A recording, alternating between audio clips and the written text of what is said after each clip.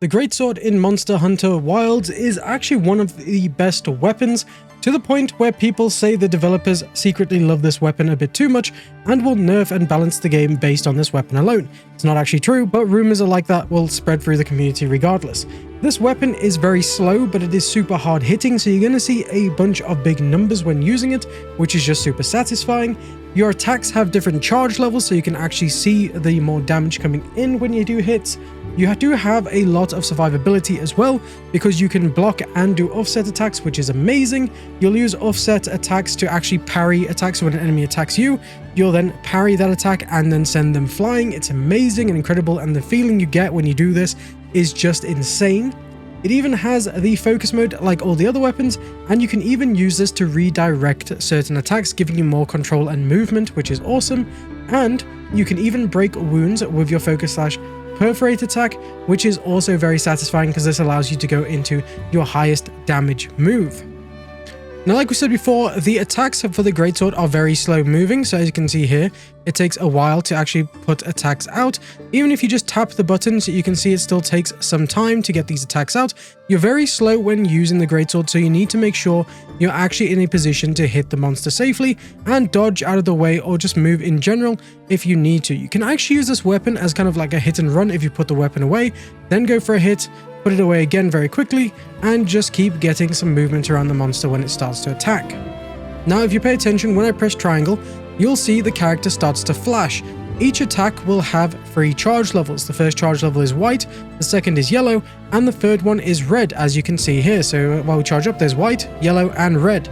Now, the one thing with these charge levels is you don't want to overcharge. So you don't want to sit there holding the attack. So as you see, it goes red and then we overcharge it. This will actually lose damage. So if we come up to the monster and we hold down the button, you'll see here we go to red and overcharge it. That did 264 damage on a wound. But if we do that normally without the wound, you'll see that that does 211 damage. Now, when your charge level hits red, that is when you want to release your attack straight away. The minute you see red, you want to let go.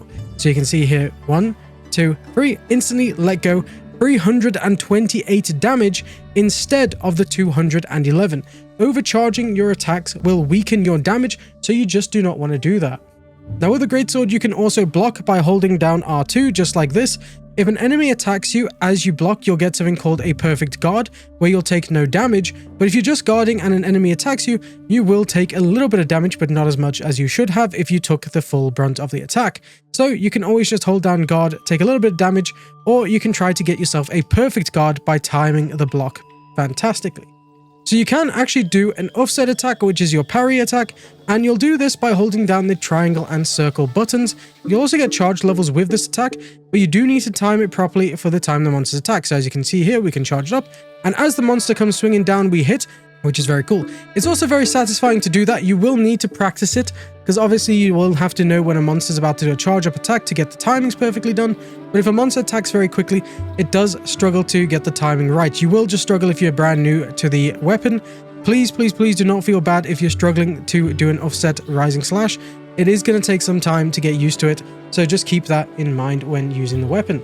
Now, we also mentioned that you can actually move around and retarget your attacks. So if we do the combo, which is overhead slash, charge up, do a strong charge slash, and then we go into the next one, you'll see here, we'll do the first shot, and then we can reposition ourselves by moving around while doing the true charged slash, which is also called TCS. So the first attack of the TCS will always go forward where you're aiming, but then the second one, the second swing, you can move just by using your focus mode and redirecting with the camera, which helps add mobility to your attacks. Now, when the monster has a wound like this, you can then use your focus mode and press R1 to deal a ton of damage, like you can see here. It's a huge amount of damage, but you can also go straight into a charge attack, which will then go into the TCS, which will deal high amounts of damage. Perfect for destroying wounds and then dealing a combo of damage to the monster. Now, we've already mentioned the TCS. This is your main bread and butter combo. So again, we're going to go into the attack. You can charge up any of these attacks, but it's up to you to actually know when it's safe to do that. Sometimes it's not very safe to do that, but if it is, then feel free to charge up. Remember, it's always better to get a hit, even if it's not fully charged up, than miss completely or get hit yourself. So that combo there is just hold down triangle to charge, let go attack, hold down triangle again, let go to attack, and then hold down triangle again for the TCS, and that is your basic standard combo. So after a TCS combo, you can actually go straight into another one pretty easily. So what you want to do is dodge, press triangle to tackle, hold down the charge button but press circle to tackle, and then you'll charge up your TCS attack once again. It's a really nice way to do 2 tackles and then straight into a TCS after you've already done the first TCS, and it's a really good way to just combo another TCS off a TCS. One thing you need to make sure in your head to actually realize is that the second tackle is done when you start charging up the next attack, and you press circle instead of the triangle for the second tackle. And again, you've also got the evading TCS again, which is pretty simple. You just do a dodge, and then you go into your normal TCS combos. But this time, you'll just do a tackle instead, go into your charge slash, and then use your true charge slash. It's pretty simple, just exactly triangles, except with doing 3 attacks, you'll do a dodge, tackle, then your 2 attacks, which is pretty cool. Now, when you knock the monster down, you can also do a strong wide slash combo, which is pretty cool. So what you'll do is dodge, tackle, hold down the charge button fully. Then when you do that, you'll then go into a strong wide slash, and then from the strong wide slash, you'll go into your TCS. This is especially good for doing more damage when the monster is already down. So next, what you can do is what people call a poke combo. This is usually for monsters that are very quick and very difficult to actually hit. So what you'll do is you'll do a wide slash. After the wide slash, you'll then go into a charge rising slash. Then after that, you'll do another wide slash and another charge rising slash for the offset. It's pretty simple, but it's very good for monsters that like to attack very quickly. Now, some advanced tips for you is that when a monster attacks and roars, you can just either dodge or tackle to avoid attacks and roars. It's very nice because it essentially works as a dodge, which is pretty cool, but it does a little bit of damage too, which is awesome. So you get a little bit of damage, and you essentially get a dodge and another dodge straight after each other, which is awesome. Now again, we have mentioned guarding with the right trigger, so as you see, if we come up to the enemy, just as he's about to hit us, we can then do the guard for a perfect guard, as you saw there. Now we can also just hold the guard button down, and we'll just get a bit of knockback and take a slight bit of damage. But if you get a perfect guard again, then you're pretty sound because you don't take any damage. Now we have already mentioned that with the focus mode, you can actually change the direction of your attack. So when you do this, you can then move your camera, and your TCS second attack will move depending on where your camera is aiming. It's a simple but very cool technique to use.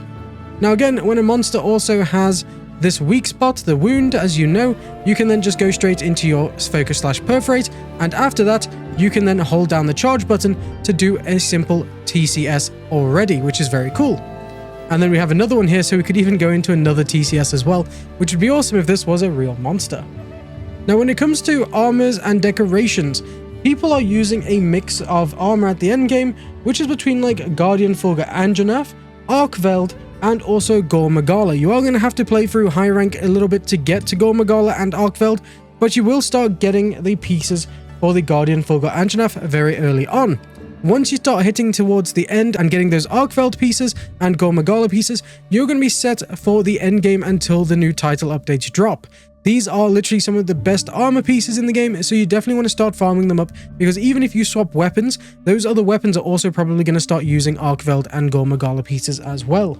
Then when it comes to decorations, people are using the counter decoration, mighty decoration, challenge decoration, and the tenderer decoration. But yeah, that's everything you need to know about using the greatsword, and I hope you found this video helpful. If you did, please click the like button below and subscribe for more Monster Hunter Wilds. I'm going to be making a whole series on teaching you how to use every weapon in the game, because it's nice to actually swap up weapons every now and then. I've been using the bow for a lot, so swapping over to the greatsword has been very nice for me, and I can't wait to try out some of the other weapons and learn the mechanics for them. If you did find this helpful, please let me know in the comments which weapon you would like to see next, and I will see you again in the future. Thank you so much for watching, and I'll see you again in the next one.